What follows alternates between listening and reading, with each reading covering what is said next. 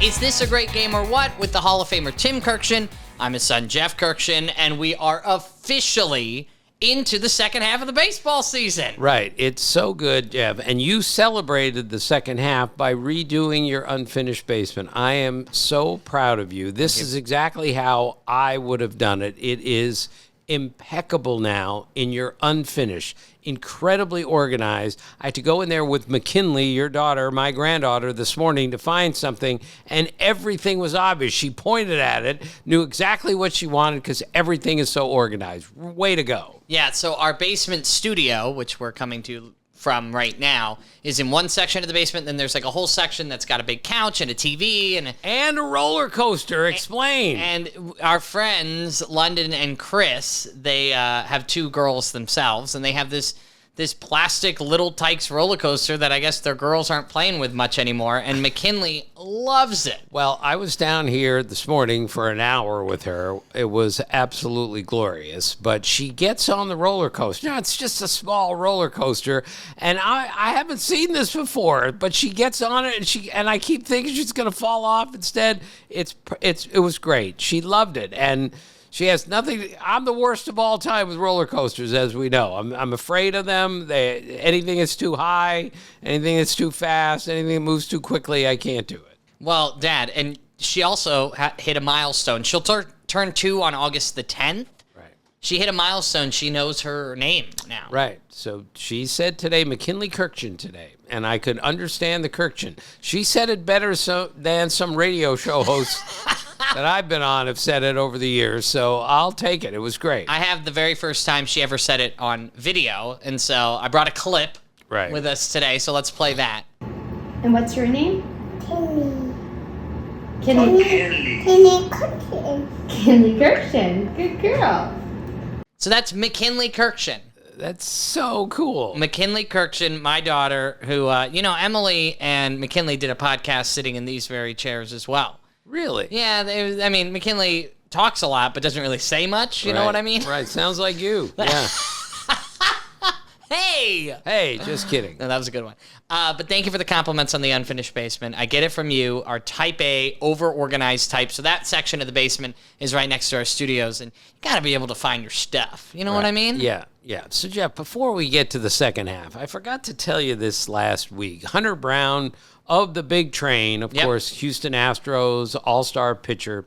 I saw him at the all-star game, and I forgot to tell you this, but I love to ask players, like, who did you meet here that you've always wanted to meet, and it's like the first time, and it's always, well, I got to shake, Shohei's hand, or, I met Aaron Judge for the first time. Hunter Brown looked at me, and he said, Joe Torre.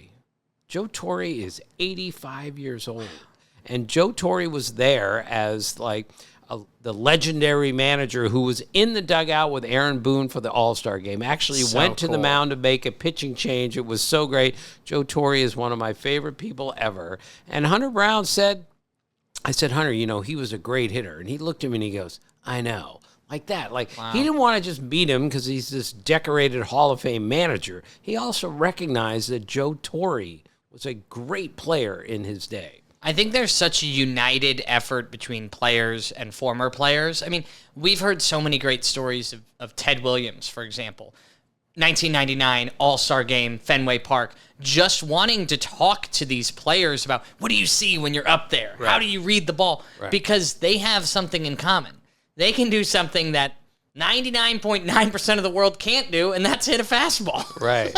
Absolutely. And speaking of the Hall of Fame, Jeff, tomorrow's guest is big. Billy Wagner, Hall of Fame relief pitcher. He will go in on Sunday. I will be in Cooperstown this weekend. I will go there Friday. Cannot wait. It's my favorite weekend of the year. And Billy Wagner just told us all sorts of stories, a couple of which I've never heard before, and he made us laugh and he made us smile. And Billy Wagner insisted that he's 5'10". I still question that, but for later on today, we'll have a Team Tim where we're going to have the shortest players at each position in the Hall of Fame. It's going to make us feel very comfortable. Right. Billy Wagner yelled at me. It was really funny. He was hilarious. All right, so you'll get that interview tomorrow on the feed, so make sure. Dad, takeaways. All right, million takeaways to start the second half. I love the start of the second half because everything is fresh and you say, all right, we're going, we're moving, we're rolling. Well, the second half is the same as the first half for Tarek Skubal, who had another great performance on Sunday Night Baseball. No walks, 11 strikeouts.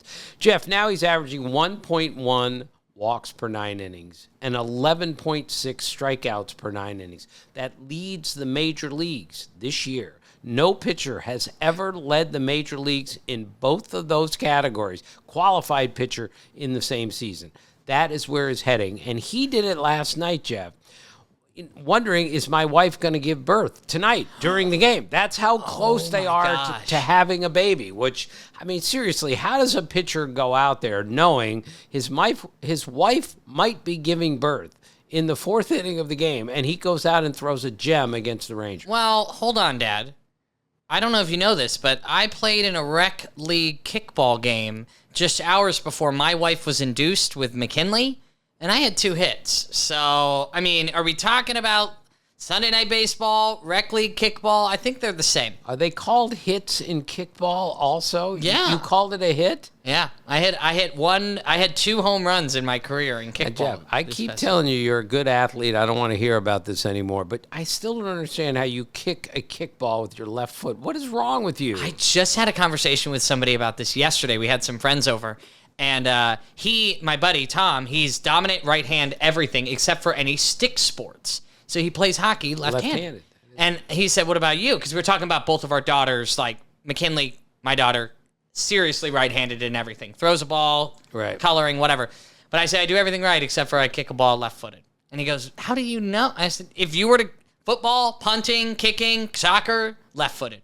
I can't even kick with I couldn't even try. I'd probably tear an ACL if I tried. Right. Well, I was thinking about Tarek Skubal last night. What happens if his wife has the baby in the third inning? What does he do? I think he stays and pitches the game. It wouldn't be fair to the team or the bullpen or anything else. Plus, I think once you make the commitment, I'm pitching tonight, you have to finish. Never forget the story, though, Jeff, from 1990. I'm sure I told you this. Tom Browning, the late Tom Browning, Reds pitcher at the time, starting pitcher, really good one, threw a perfect game in the big leagues. He's in the bullpen because he's a starting pitcher, and his wife is in Oakland with him for the World Series in 1990, Reds and A's, and she goes into labor, and he's got to go to the hospital. So he doesn't even tell anyone where he's going. He goes to the hospital in full uniform, okay? The game gets late, and it gets close, and suddenly Lou Piniella calls down to the bullpen and says, you better get Browning up just in case we go to extras and we might need some help. And they say, he's not here. He's gone.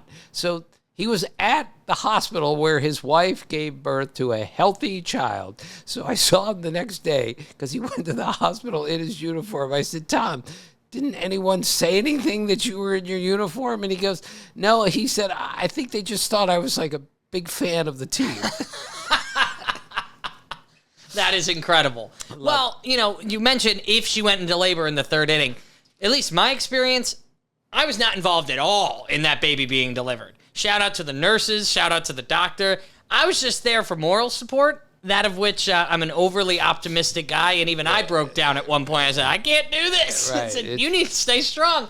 You're not doing anything, Jeff. So I think she would get through it. Mothers are incredible. They're powerful. It's magic what they can do, and us guys are just along for the ride. We really stink. We stink. All right, speaking of being great, though, the Brewers have won 10 games in a row through Sunday. They are now tied with the Cubs for the best record in the National League, and they are just behind the Tigers for the best record in baseball. The Brewers are dangerous, Jeff. Now that they've got Jacob Mizorowski for the whole second half, and Brandon Woodruff has come back from major arm issues to join the rotation with Freddie Peralta, they have a chance to be very dangerous. And I tell you that, Jeff, because the first World Series I ever covered was in '82, and the Brewers were in it.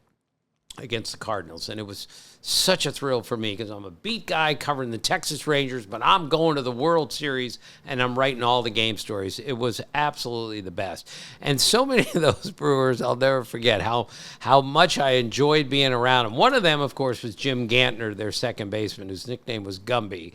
And Gumby was like the most popular guy on the team and a tough, hard-nosed little guy. But in the offseason, he also had a lube business, where you would change somebody's oil. Oh. So as part of an auction item for the Brewers, Jim Gantner would go to your house and change your oil in the driveway. And he is the second baseman for the Brewers. Gumby would go to your house and change your oil. I don't care what anyone says, Jeff. That is the greatest auction item ever. Of all time. It's better than when Kevin Malone in The Office offered to do your taxes, federal and state. Oh, God, so good. All right, trade deadline's also coming up, Jeb. I have never been this excited for a trade deadline. I think with the expansion of the wild card, Dad, it makes a lot more people buyers, which I think makes it difficult because there's more spots and more buyers. But I'm ready for some big moves this season. Right, and Eugenio Suarez of the Diamondbacks might be the biggest name to move. He's got 35 home runs. He's an above-average defensive third baseman now, team leader. Yankees, Mets, Cubs, all sorts of teams are going to want this guy. My guess is he's going to move. So he started this. He just had 2 straight multi-homer games. The record is 3 straight multi-homer games. And the last time it was done was by Jeff DeVannen, who was just like a kind of a infielder in the big leagues. He hit 33 career homers. He hit 12 during the 2003 season. But in 2003, he got to June the 1st with 2 home runs for the season and then hit 2 home runs in 3 consecutive games. Seriously, how does that happen? I mean, Babe Ruth never did that. Barry Bonds never did that. Hank Aaron never did that. Jeff DeVannen did that. He was the last guy to do it. So 6 of his 33 home runs came in a 3-day span. two in each game. This is why baseball is so beautiful. All right, you saw the Ronald Acuna throw. It's several days late, but you saw the throw, right? It was unbelievable. It was shades of Roberto Clemente in right field. Right. So Clemente made so many great throws. He is the greatest defensive right fielder ever and the greatest throwing outfielder that I have ever seen. So he made this famous throw in the 71 World Series, which I watched live and never forgot it. But I did apparently forget it because Merv Rettenman, who was the hitting coach for the Rangers when I covered them in the early 80s, I said, that throw from Clemente, I can't. And Merv was the runner on the play. And I'm talking to Merv, and I had forgotten, sadly, that Merv was the runner. And I said, when Clemente threw that guy out at third, and Merv Rettenman goes, that guy was me. And he said, and I was safe at third. He was. The difference is Merv Rettenman knew that Clemente could throw it from there to third base in the air and make a great throw. The Yankee runner forgot. He forgot. He didn't even slide. That can't happen, Jeff. Doesn't take away from the amazing throw by Acuna. Let's just be clear. Roberto Clemente has the greatest throwing arm ever. Acuna is amazing, but he's not as good as Roberto Clemente. There's so many clips, I love this, of Roberto Clemente making throws to home with nobody coming. Right. Because they're just like, we're not going.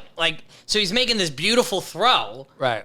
Catcher catches it right here. Right. And there's nobody coming because they're like, we're not running on you anyway, dude. That's why infield was such a great thing to watch when I was growing up and when I was covering early on. I would get to watch these great right fielders throw to the plate without anybody running, but you could see how strong their arms were.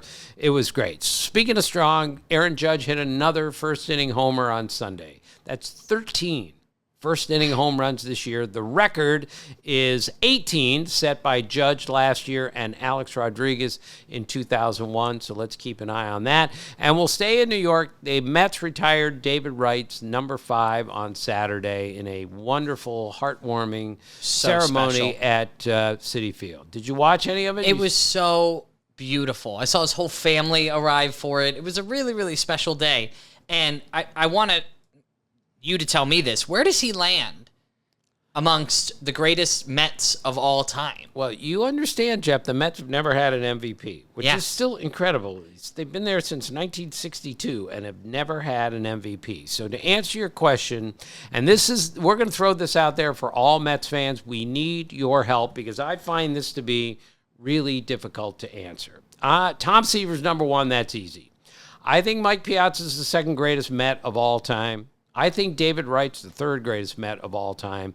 And the fourth greatest is very much up for debate, as is number three, I think, also. Right. Dwight Gooden, Darryl Strawberry, Howard Johnson, Jacob deGrom. I mean, picking the four best Mets players of all time, not easy. No. And so let us know in the comments. Let us know. You can leave a review. You can comment on social media, whatever you want to do. Message us at greatgameorwhat.com if you're a Met fan or if you're just a fan of the game and you know the game well enough. First time I met David Wright, Jeff, rookie player, and first time I meet him, 30 seconds in, I think this guy gets it. This guy understands exactly where he is and what he's doing. And after his rookie year, I'll be close on this story, he goes back and lives in his parents' house where he grew up, and he was sleeping on the top bunk with his little brother in the lower bunk. He's a Major League Baseball player sleeping on the top bunk. This is why we have to love David Wright, and we have to love what the Mets did with his number. So if you are having your kids move in with you right now in their 20s,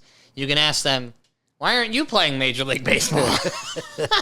Good point.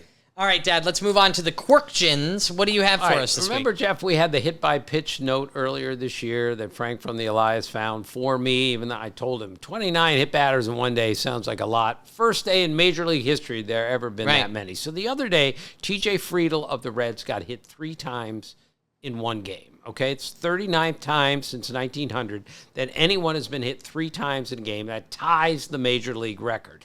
But the interesting thing is this is the 3rd time this year that a player has been hit 3 times in the same game. Tyler Freeman and C.J. Abrams also got hit 3 times in a game. So we've already done it 3 times. The only other season in which there were 3 times one batter got hit 3 times in a game was in 2006. Nomar Garciaparra, and get this, Reed Johnson got hit by a pitch 3 times, twice in the same season. Wow. Including in the same month. It was April of 2006. He got hit 3 times in a game, and like 3 weeks later, he got hit 3 times again. Now, he got hit a lot. He got hit 21 times that year, 134 times in his career. But I've always been fascinated by hit batters. Who gets hit all the time? I've told you, Mickey Mantle got hit 13 times in his entire career. Tony Gwynn, 24 times in his entire career. Really great players find a way to not get hit, because they don't need to get hit in order to get on base. Well, Tony Gwynn famously was afraid to break his own bat up there. Right. So he's not one to crowd the plate. He's the one that let the ball come to him. Right. Because every time he break a bat, it was like losing a family member. Right, absolutely. So I looked up 11 different guys have had 3,000 plate appearances in their Major League career and been hit fewer than 3 times in their careers. And these guys got hit 3 times in one game. John Kruk, our all-time hero, Krucky, he got hit twice in 4,603 plate appearances. So T.J. Friedl got hit more times in one game than Krucky got hit in 4,603 plate appearances. That's the most plate appearances for anyone with fewer than 3 hit batters. And, of course, Mark Lemke holds the all-time Major League record. He had 3,664 plate appearances and never got hit by a pitch. And the interesting part is Krucky and Mark Lemke were absolutely fearless baseball players. So if anyone ever says, oh, they were afraid of the ball, they didn't want to get hit, complete opposite with them. Lemke was a switch hitter, and it's just incredible to me that you could bat, 350 times a year for 10 years and not get hit by a pitch. That's what happened to Mark Lemke. Yeah, I didn't play much ball in my life, but 9U, right when you start kid pitch, I got hit 5 times in a game, I think. Right. These kids have no control. Right, of course. Like the big leaguers, and that's part of the hit batter, craze we got now, Jeff. We got a lot of guys with violent stuff who don't really know how to command it, and that's why the hit-by-pitch rate is where it is. Hey, Elias Diaz had 2 squeeze bunts in one game the other day. How about that? So his batting line was 1 at bat, 0 hits, 0 runs scored, 2 RBIs, 1-0-0-2. But I checked, Brett Wisely of the Giants had 2 squeeze bunts already this year. So he's not the first guy to do it. Just another reminder, Jeff, when you're looking for first of all time or first in a long time, baseball seems to make things happen all the time. Did you check with Elias about Elias? I called Frank from the Elias about Elias Diaz. There you go. I did. There you go. Well done. I love it. It's great. All right. So we had some great pitchers of record this week, Jeff. We had the Bailey Falter, Jonathan Cannon pitcher of record. Falter Cannon. Falter Cannon. Cannon Falter is Cannon a better Falter. way. Yeah. Right. Yeah. That would have been pretty bad on what, a pirate ship or something? No, you can't have your cannons faltering. Right. Well, I found that one an interesting Jack one. Sparrow would not have been happy with that one. We had a great one on Sunday brought to us by Steve Sparks, who, of course, former Major League pitcher, was on our podcast. He's definitely our boy. I am now convinced he's the biggest seam head of any former player that I have ever met, because he sent me this last night. I'd already recognized it. Caleb Ort and Brian Wu were the pitchers of record. So we had an Ort Wu. Now, it doesn't form anything, but he just wrote me very few letters in the pitchers of record. Well, if you put them together, you could say, hey, can you look at this wart on my Well, I tried to make something out of Ort and Wu, but we only had 4 letters that we're dealing with here. Three O's. We had a member of the family, as we call them, people who listen to our show. Remember when Steve Sparks gave us, he sent in an attendance, right? And I think it was it's palindromic. 30,303. Right. Yeah. Am I wrong here? Yeah. But somebody messaged us and said, I can't believe you guys missed this. 303 is the area code in which they were playing in. That is, I'm telling you, Jeff, we have some very clever readers. And I'm bummed I don't have it on me. This is just coming up because we brought Steve Sparks. So whoever you are, you know who you are. You messaged me and I responded because Steve Sparks is our guy. Right. So I looked it up. The last time we had, and this is a little surprising, a 3-letter last name for the winning and losing pitcher last year. Luis Heel of the Yankees last year, and Brian Wu. And in 2023, we had Colin Ray and Drew Rahm, and we had Dylan Lee and Derek Law. So it wasn't nearly as unusual as I thought it was going to be. 3 letters? I mean, no pitcher's ever pitched with fewer than 3 letters in his last name. We had 2. So we've had 4 3-letter matchups in the last 3 years. I always think 3 letters just kind of looks funny on a jersey, but I would take that over Crow Armstrong on a jersey any day of the week. Right. Poor guy. I mean, he's got his letters down his rib cage, for goodness sake. A lot of letters, but there's a hyphen in there. Right. Still, but I mean, and it's not Saltalamacchia. You're right. Right. All right, and speaking of Quirkgenstad, and speaking of members of our family who are sending things in, Josh Rosen sent this, and I'm just gonna read it what he wrote. Hello, Tim and Jeff. I immediately thought of you two after leaving today's July 20th Angels-Phillies game at Citizens Bank Park. First of all, awesome that he was thinking of us, right? That's great. Means he's in the area, and we're filming in Skippack, Pennsylvania. The Angels won 8-2 in a thorough drubbing in every facet. Sounds like a Phillies fan right there. But the most fascinating is that the Phillies made 27 outs, as do all losing teams, right? But not a single one was to the outfield. There were 20 groundouts, including double plays, 6 strikeouts, and a line out to third to end the game. My question is, when was the last time a team made no outfield outs in a game, if ever? Thanks. Thank you, Josh, for this great one. Well, I called Frank from the Elias because I wouldn't know how to find that on my own. And to my astonishment, it's happened 2 other times this season that a team did not have an outfield put out in a game, which do you find that odd too? I was really hoping, because I told you this on my ride home. You called Frank in the matter of about 5 minutes before I got home. I told Frank, I said, our relationship might end with this question, but I need your help very quickly. Can you tell me? And like a minute later, he had the answer. That's what Frank is capable of doing. I was hoping this would be, not since the live ball era have we seen. Right. Seeing a team go an entire game without an outfield put out. Now, it was interesting I was watching that game, and Tom McCarthy was saying, like, nobody's really hit a ball hard today. Yeah, because nobody's even gotten it out of the infield at that point. Now, they did end up having a solo homer, thank goodness, but no outs made by the outfielders. Right. They must have been pretty bored out there. Right, it must have been, yeah. So on June the 25th, 1976, Jeff, Toby Harrah played a doubleheader for the Texas Rangers at shortstop against the White Sox and did not have a putout or an assist in the game. So it's the only at shortstop? Shortstop. It's the only time in Major League history that anyone's played a doubleheader at shortstop without a putout or an assist. Travis Jackson, Hall of Famer, had the previous record where he had one total chance in a doubleheader, and Toby Harrah came along and broke it. Toby Harrah also drove in 8 runs in the doubleheader, but defensively he had no chances. And what is so special about Toby Harrah? I don't remember Toby Harrah, no. What's his last name?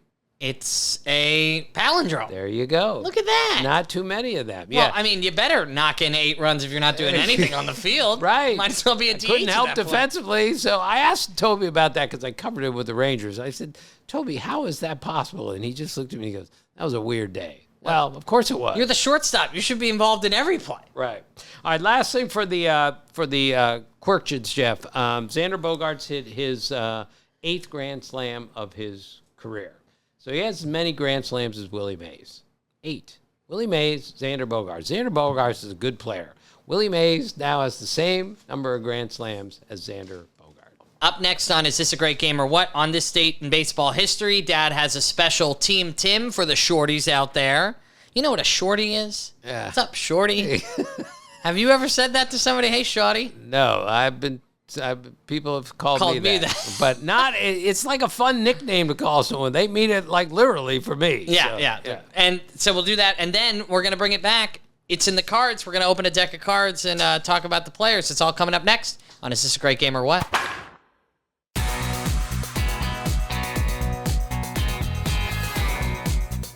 On this date in baseball history, welcome back to Is This a Great Game or What? What do you have today, Dad, for July the 22nd? Well, on this date in 1930, Phillies pitcher Phil Collins hit a home run in the 4th and 5th inning of a game. It's unusual for a pitcher to hit 2 homers in a game, especially in back-to-back innings. So, do you know what he said to the opposing pitcher? No, he said, I could feel it in the air tonight. That's what he told me when well, that's what I heard he said before the game. I thought he whispered to the opposing pitcher, come stop your crying. It'll be all right.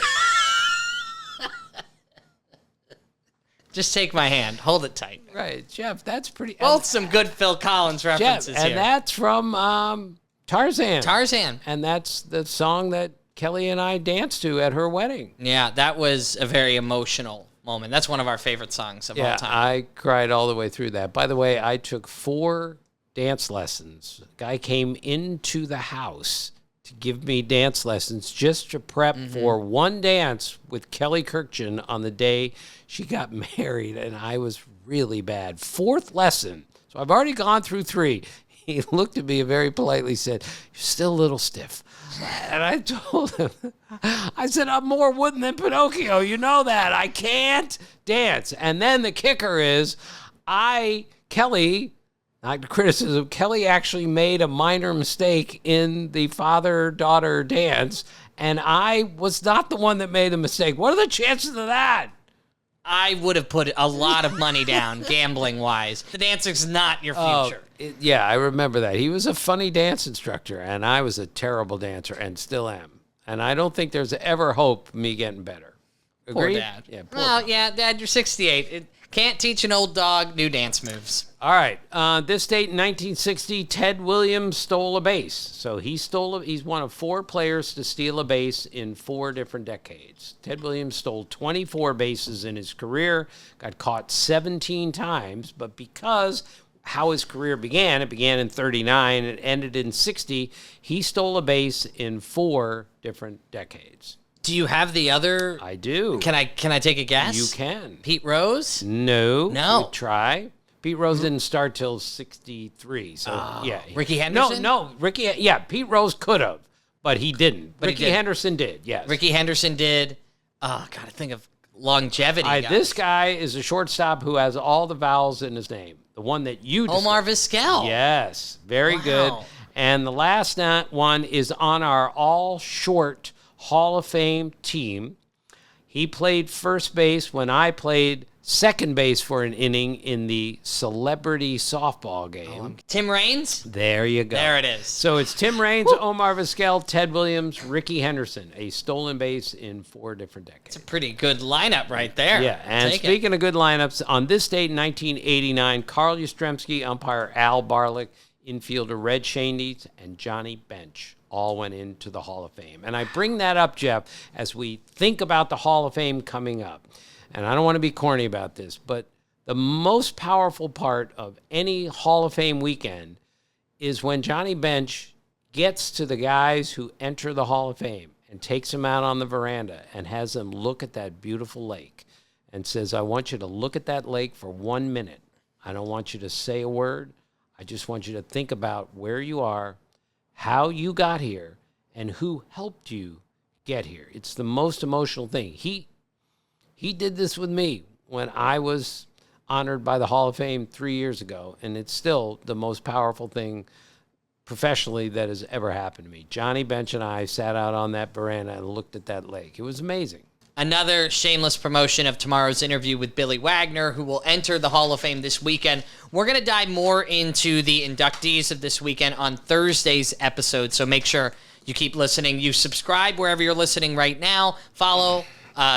Share it with a friend, all that good stuff. Leave us a review, too. Apple Podcasts, Spotify, all that stuff. We're not done yet. I know I usually do that at the end, but I thought I would add it.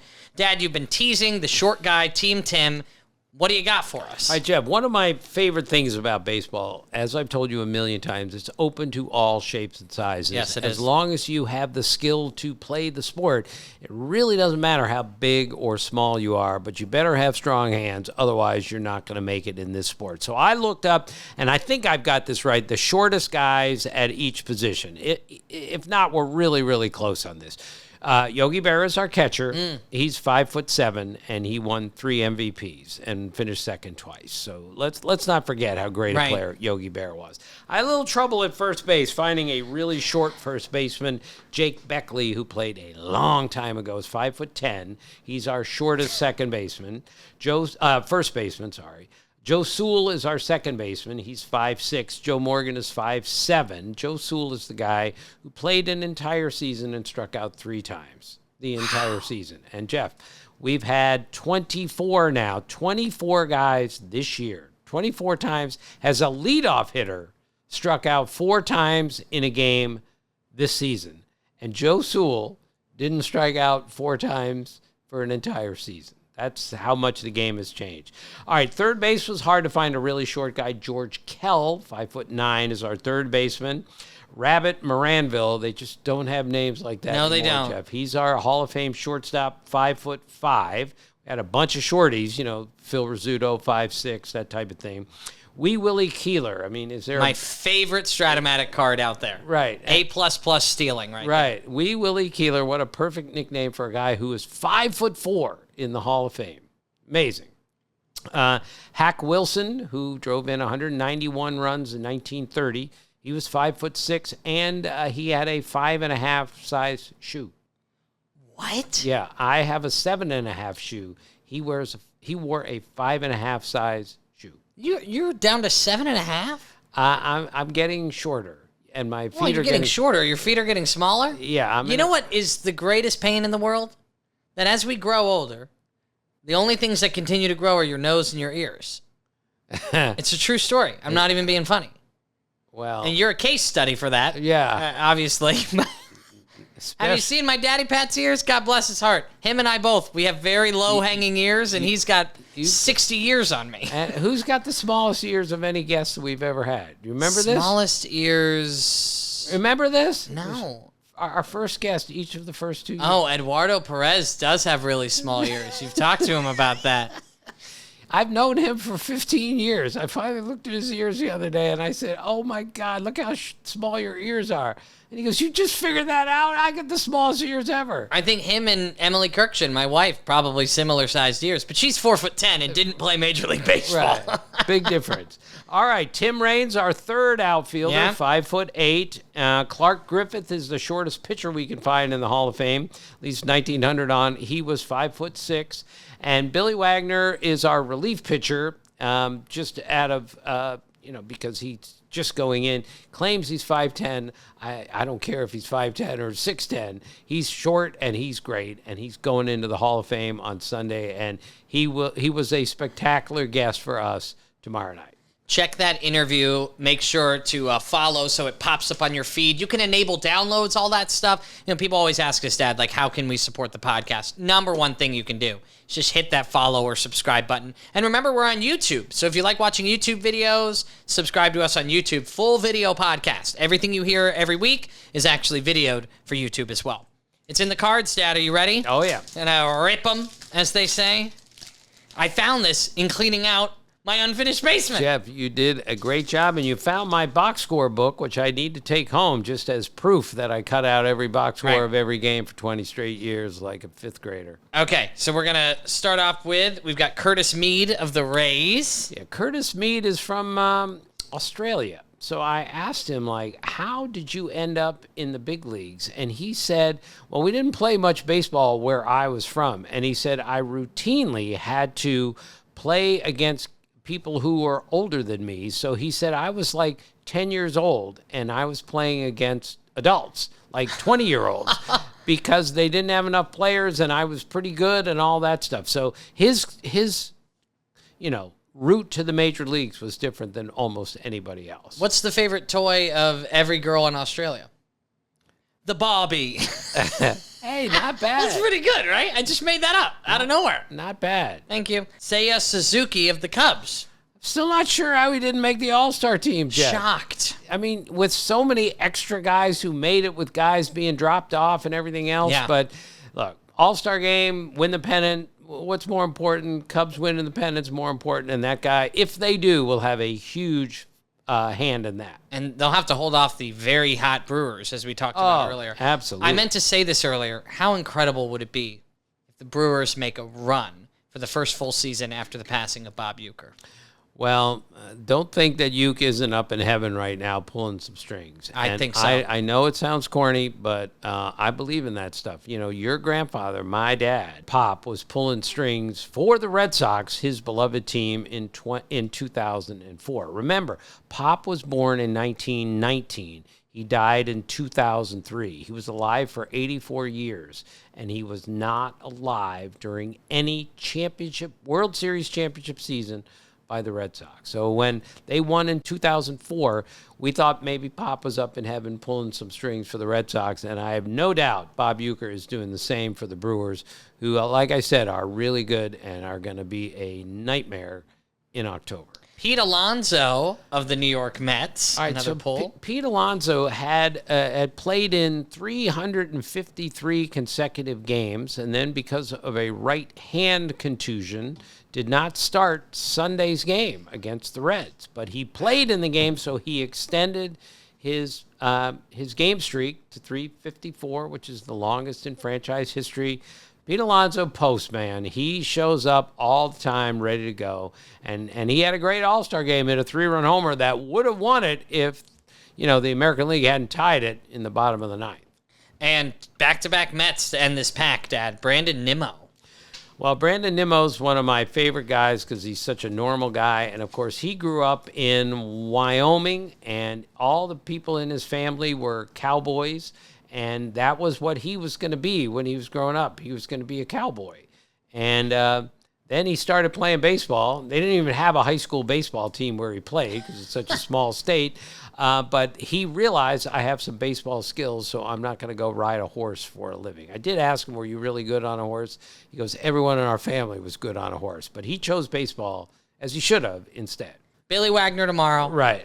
And then we have another podcast like we do every Thursday. And on Thursday, we'll talk more about Billy Wagner's career. We'll talk about CC Sabathia. We'll talk about Ichiro Suzuki. We'll talk about Dick Allen. We're going to talk about Dave Parker. We're going to talk about all the guys who are going into the Hall of Fame on Sunday. It is a magical, magical day in Cooperstown. That town is ludicrously charming, and I cannot wait to go back on Friday. And make sure that if you see my dad, if you're going to the Hall of Fame, if you're going to Cooperstown, if you see him, you just got to tell him, hey, I'm part of the family. Yeah. And he'll know that you're a podcast listener. Well, thank you so much for listening, Dad. Thanks for coming here. I know you got to get home to that dog so you can clean up all of the poop and pee spots on the carpet. Rexy is doing better. Better? Her and I have had a nice chat. I told her I was considering changing her name to Egypt because she keeps leaving pyramids all over the house. But I think she got the hint, and we're doing better. Thank you so much for listening. And as always, thank you for being a part of our family.